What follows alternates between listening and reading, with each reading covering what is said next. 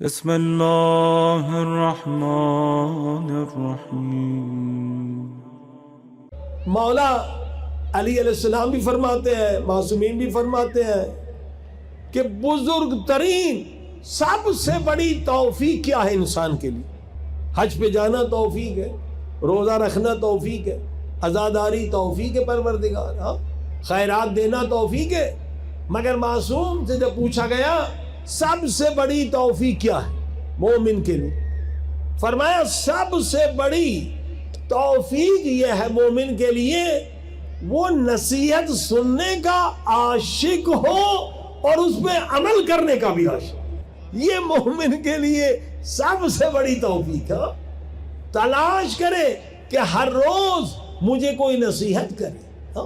مولا علی کا جملہ ہے، نبی پاک کا جملہ ہے، احیِ قلبک بالموعظہ، دل کو زندہ کر نصیحت کے ذریعے سے، ورنہ نفس لوامہ مر جائے گا۔ یہاں قلب سے مراد نفس لوامہ ہے، تیرا دل مردہ ہو جائے گا، پھر تو نصیحت سننا پسند نہیں کرے گا۔ صلوات پڑھی محمد۔ آپ دیکھیے، آپ اگر کسی عیسائی کو نصیحت کریں آپ کا دشمن ہو جائے گا، دوست دشمن ہو جائے گا۔ وہ نصیحت بچپن میں سنی نہیں ہے، اور جو عیسائیوں کے ساتھ رہتے ہیں، آغا خانی وغیرہ، دیکھیے ان کو نصیحت کر کے دیکھیں، وہ بھی برداشت نہیں کریں گے۔ اسے کونوا مع الصادقین، رہو کس جگہ رہو؟ صادقین کے ساتھ، اس شہر میں رہو جہاں زیادہ مومنین ہو۔ کافروں کے ساتھ رہتے رہتے یقیناً کافروں والی عادت ہو جائے گی، کیونکہ انسان ہے، معصوم تو نہیں ہے۔ اگر مومنین کے ساتھ رہیں گے مومنین والی عادتیں آئیں گی، کافروں کے ساتھ رہیں گے کافروں والی عادتیں آ جائیں گی، چوروں کے ساتھ رہیں گے چوروں والی عادتیں، بدماشوں کے ساتھ رہیں گے بدماشوں۔ ناممکن ہے کہ غیر معصوم پر ماحول کا اثر نہ ہو، یہ ناممکن ہے، معصوم پر اثر نہیں ہوتا۔ اسی لیے کہ کونوا مع الصادقین، بچوں کو وہاں لے جاؤ جہاں صادقین ہو، جہاں مومنین ہو۔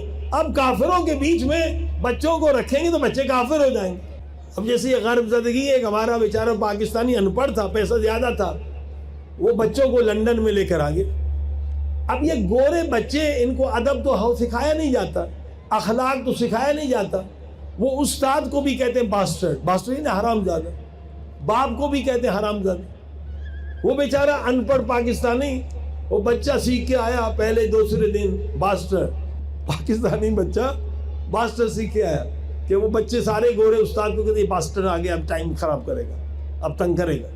عام ہے وہاں بد اخلاقی بچوں، تو وہ بچہ جو ہے نا باپ کو کہہ رہا ہے باسٹر، اور باپ خوش ہو رہا ہے میرا بچہ انگریزی بول رہا ہے۔ صلوات پڑھیے محمد و آل محمد۔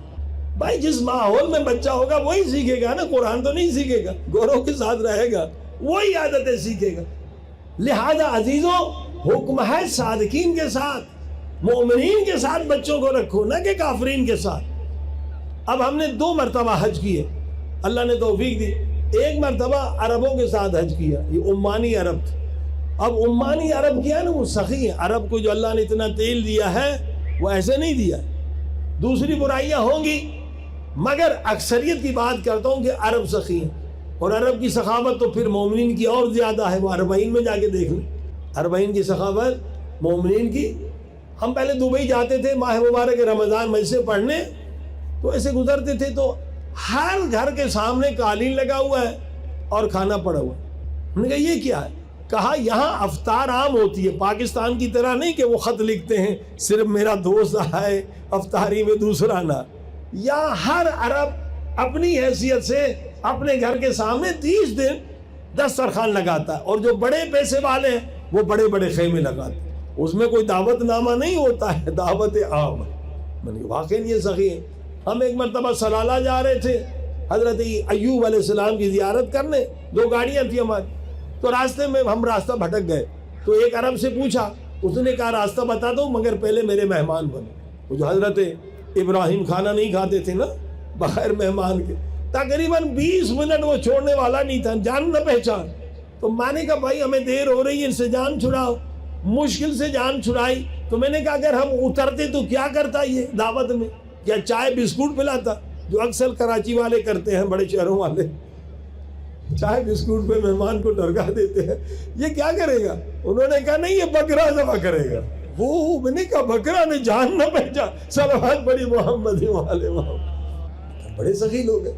تو اللہ نے بھی جو تیل دیا ہے کچھ سمجھ کے دے کر دیا ہے. برائیاں ہیں مگر سخاوت بھی ہے. حضرت ابراہیم کی وہ سخاوت. تو جب ہم نے دیکھا، اور حدیث میں بھی ہے کہ بھائی یہ عمانی عربوں کے ساتھ ہم نے کیا، تو وہ جو چیز بھی لے کر آئے اکیلے نہیں کھاتے تھے. حدیث میں بھی ہے نا، لعنت ہے خدا کی اس پر جو اکیلا کھائے، اکیلا سفر کرے اور اکیلا سوئے. صلوات پڑھی محمد وآل محمد. یعنی اتنی بری چیز ہے. اکیلا مت کھائے. اکیلا کھانے والے پہ لعنت ہے، کوئی تلاش کرے. اکیلا سونے والے پر لعنت ہے، اور اکیلا سفر کرنے، اس کی لعنت سے مراد مصیبت ہے، نہ کہ وہ لعنت. یعنی اکیلے سفر میں اگر آپ کی چوری ہو جائے گی، ورنہ کوئی ہوگا بھائی سامان دیکھو میں ٹوائلٹ جا رہا ہوں، یہ مراد ہے اس لعنت سے. اور اکیلا سونے میں بھی یہ ہے کہ اگر انسان بالغ ہو گیا ہے تو پھر شیطان آ جائے گا. صلوات پڑھی محمد وآل محمد. بالغ ہونے کے بعد اکیلا سونا درست نہیں، کہ بیوی ہونی چاہیے. اور جو فرما تو اکیلا کا، تو ہم نے کہا یہ عرب سخی ہے. لیکن دوسرا حج ہم نے یورپ والوں سے کیا، تو ہم نے دیکھا ہر ایک اپنے وہ کارن فلیک چاکلیٹ لے کے آئے، چھپو چھپ کے اکیلا. ہر ایک انسان اکیلا کھاتا تھا، کبھی کسی کو آفر نہیں کرتا تھے. تو وہ بھی مومن. یہ ماحول کا اثر ہے، ماحول کا اثر لازمی ہے. تو اگر آپ کافر معاشرے میں رہیں گے، کوئی آپ کو نصیحت کرے گا تو آپ آگ بگولا ہو جائیں گے، گویا آپ نے اس کو گالی دی ہے. صلوات پڑھیں. اور ایسے جملے بھی ہیں اس میں کہ یہ آپ کا بزنس نہیں ہے، پہلے کہہ دیں گے لے اور لیو می الون، مجھے اکیلا چھوڑ دو. یہ جو عام ان کے شعار ہیں غرب کے، یہی ہے. اگر کوئی نصیحت کرتا ہے تمہارا کیا جائے، یہ میرا بزنس ہے، تمہارا بزنس نہیں ہے. تو معاشرے کا، ماحول کا اثر ہوتا ہے. تو معصوم فرماتے ہیں سب سے بڑی توفیق یہ ہے آپ نصیحت کے عاشق ہو جائیں، اور نصیحت کے بعد اس پر عمل بھی کریں. صلوات پڑھی محمد وآل محمد. اور نبی صلی اللہ علیہ وسلم، پیارے پاک نبی صلی اللہ علیہ وسلم فرماتے ہیں دیکھو حق کی بات چھوٹی ہو یا بڑی ہو قبول کرو، اور حق اگر دشمن بھی بتلائے تو بھی قبول کرو. حق پرست بنو، یعنی کہ تو دشمن ہے میں اس کی بات نہیں سنوں. حق حق ہوتا ہے، باطل باطل ہوتا ہے. ہم اگر دشمن حق بتلائے تو ہزار سوال، ہزار جوابات، ہزار بحث کریں گے لمبی چوڑی. نبی پاک فرماتے نہیں، حق کو قبول کرو، حق پرست بنو. دیکھیں جن لوگوں نے حق قبول کرنے کی عادت تھی نا، وہ فوراً مسلمان ہو گئے. جن کو عادت زیادہ نہیں تھی وہ دیر سے مسلمان ہوئے. جو بالکل کٹر تھے ابو جہل جیسے، وہ مرتے مرتے مر گئے، حق کو قبول نہیں کیا. نبی پاک فرماتے ہیں حق کو قبول کرو. اور اسی طرح سے عیب اگر آپ کے اندر ہے تو آپ اس کو قبول کرو. دیکھیے دوست کو آپ کے عیب نظر نہیں آئیں گے، دشمن کو آپ کے زیادہ عیب نظر آئیں گے. صلوات پڑھی محمد وآل محمد. اس لیے کہ دشمن سارا دن آپ کے عیبوں کو تلاش کرنے میں مشغول رہتا ہے. فرمایا تہذیب نفس کے لیے دشمن سے بھی فائدہ لو، دشمن سے بھی فائدہ لو، کیونکہ دشمن زیادہ آپ کے عیب تلاش کرتا ہے. جو آپ کا دوست ہے، دوستی اندھی ہوتی ہے، محبت اندھی ہوتی ہے، وہ آپ کا عیب بھی اسے اچھا لگتا ہے. صلوات پڑھی محمد والے. امام جواد علیہ الصلوۃ والسلام، امام محمد تقی علیہ السلام، وہ بھی فرماتے ہیں مومن کی نشانیوں میں سے سب سے اہم نشانی ہے یہ کہ وہ نقد کو قبول کرتا ہے، تنقید کو قبول کرتا ہے اور نصیحت پر عمل کرتا ہے. اگر نقد کو قبول نہ کرے، تنقید کو قبول نہ کرے، یعنی وہ حصہ ہے اس معاشرے کا جو غیر اسلامی ہے. صلوات پڑھی محمد وآل محمد. یہ بحث ساری بحثوں سے اہم ہے کہ توبہ میں سب سے بڑی رکاوٹ کیا ہے؟ نفس لوامہ کا مردہ ہونا. کیسے مردہ ہوتا ہے؟ انگریزی میں کہتے ہیں when you are not using you are losing. کوئی بھی فیکلٹی جو انسان کے اندر ہے اگر یوز نہیں کریں گے لوز ہو جائے گی. یہ کہتے ہیں ریٹائر ہو گئے انسان تو وہی ہے، لیکن جب کوئی بھی عمل نہیں کرتا ہے نا تو اس کا حافظہ لوز ہو جاتا ہے، کیونکہ کچھ کا ایکٹیویٹی نہیں ہے. قرآن کا حفظ کریں گے آپ، کبھی مومن ریٹائر نہیں ہوتا ہے.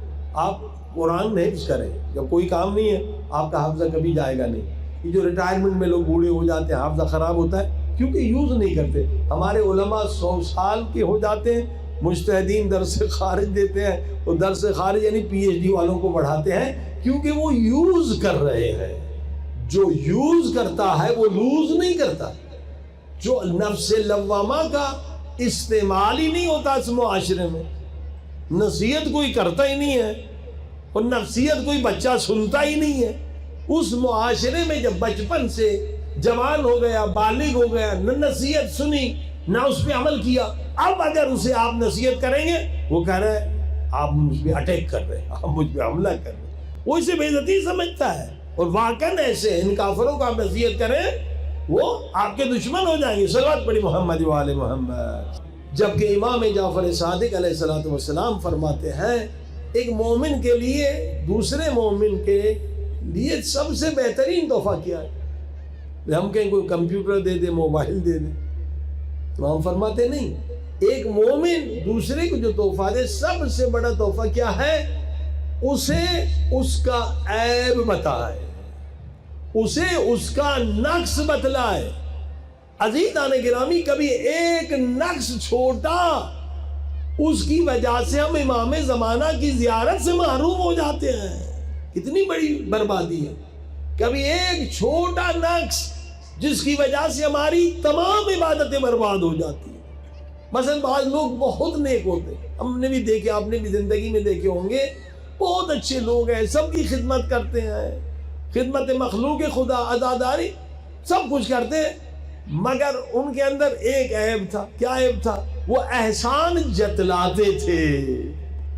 میں نے آپ کو نوکری نہیں دلائی، میں نے آپ کو قرضہ نہیں دیا. اب ان بیچاروں کو پتہ نہیں تھا کہ احسان جتلانے سے وہ عمل ضائع ہو جاتا ہے. قرآن کہتا وَلَا تُبْطِلُوا أَعْمَالَكُمْ بِالْمَنِّ وَالْأَذَىٰ.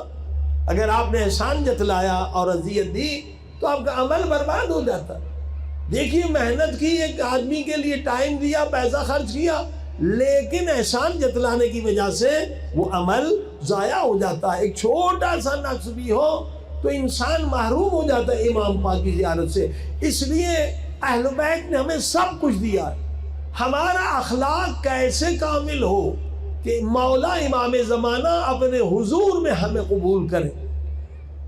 دیکھیں عظیم الشان تحفوں میں سے اہل بیت کا ایک تحفہ ہے دعائے جوشن کبیر. مگر مومنین اس سے فائدہ ہی نہیں لیتے، فائدہ نہیں لیتے ہیں. کوئی مشکل ایسی نہیں جس کا حل جوشن کبیر میں نہ ہو.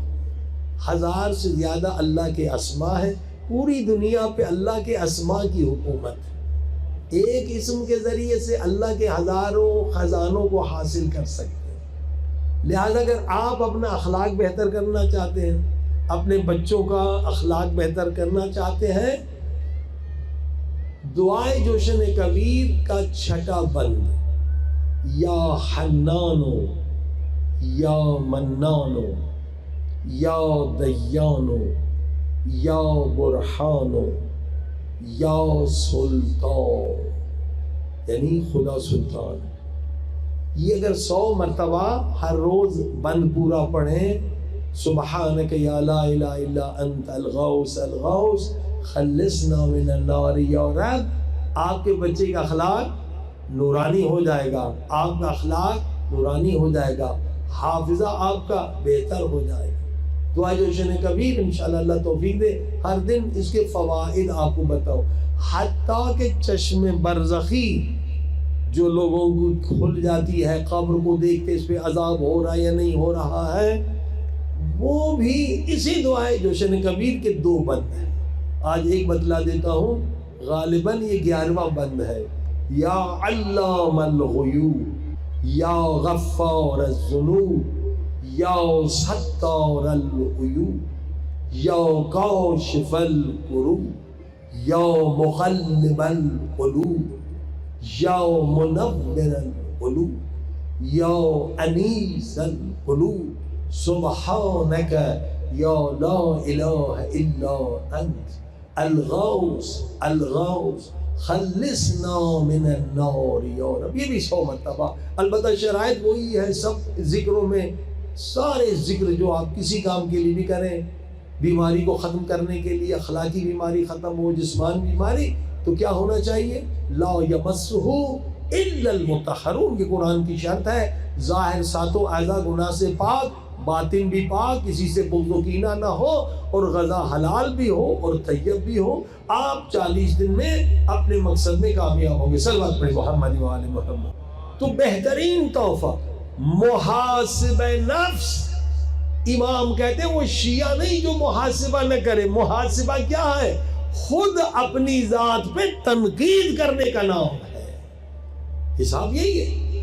ایک ان پڑھ عورت نے سنی یہ حدیث کہ ساتھ میں امام کہتے ہیں ہمارا شیعہ نہیں جو روزانہ ساتوں اعضاء کا حساب نہ کرے. بیچاری ان پڑھ تھی، لکھ تو نہیں سکتی تھی. غصے میں آ گئی، کوئلہ اٹھایا، قلم بھی نہیں تھا، دیوار پہ ایک لکیر کھینچ دی. پھر کسی بچے کو خامخواہ تھپڑ مار دیا، لکیر کھینچ دی. پھر غیبت ہو گئی، لکیر کھینچ دی. جو گناہ کرتی تھی لکیر. اب شام ہوئی، دیوار کے سامنے کھڑی ہو گئی، دیکھا پوری دیوار میرے گناہوں سے کالی ہو چکی ہے. سوچا ہر دن میں یہ اتنے ہی گناہ کرتی تھی، مگر میں سمجھتی تھی میں بڑی مومنہ ہوں. یہ ہے عزیز محاسبہ. انسان اندھا ہے جب تک محاسبہ نہ کرے. ایک چھوٹا گناہ انسان کو بڑی بڑی عظمتوں سے محروم کر دیتا. انسان ایک چھوٹے گناہ کی وجہ سے اپنی بڑی بڑی عبادتوں کو ضائع کر دیتا ہے. محاسبہ ہے جو انسان کو کمال دیتا ہے. بغیر محاسبے کے، بغیر خود پہ نقد و تنقید کرنے کے انسان آگے بڑھ ہی نہیں سکتا، بڑھ نہیں سکتا. تبھی ترقی ہوگی جب انسان خود پہ تنقید کرے. بلکہ علماء کہتے ہیں مجالس میں جاتے ہیں آپ، سارے لوگ برابر نہیں ہیں. کیوں؟ ایک انسان پر اثر ہوتا ہے. نماز تہجد کی تعریف سنی، اسی رات نماز تہجد شروع کر، دوسروں پہ اثر نہیں ہوا. وجہ کیا؟ غیبت کے نقصانات سنے گئے. ارے غیبت تو بہت بری چیز ہے، میری ساری عبادتیں اس کے پاس چلی جائیں گی جس کی غیبت کی، اس کے گناہ میرے پاس آ جائیں گے، میں بدبخت ہو جاؤں گا. ایک مجلس میں سنا غیبت بالکل ختم کر. کیوں؟ دوسروں پہ اثر نہیں ہوا، اس پر ہوا.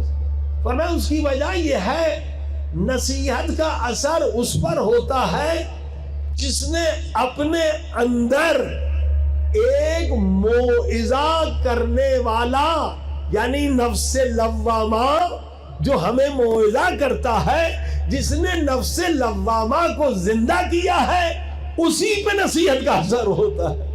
باقی 1000 مجلسیں سن لے، 1000 حدیثیں سن لے، جس کا نفس لوامہ زندہ نہیں تو باہر کا اثر نہیں ہوتا. کانوں پہ سنا اور ختم ہو گیا. صلوات پڑھیں محمد والا. عزیزان گرامی، اب آپ نے آج کی مجلس میں سنا کہ نفس لوامہ کتنا اہم ہے. اللہ نے ایسے تو قسم نہیں کھائی اس کی.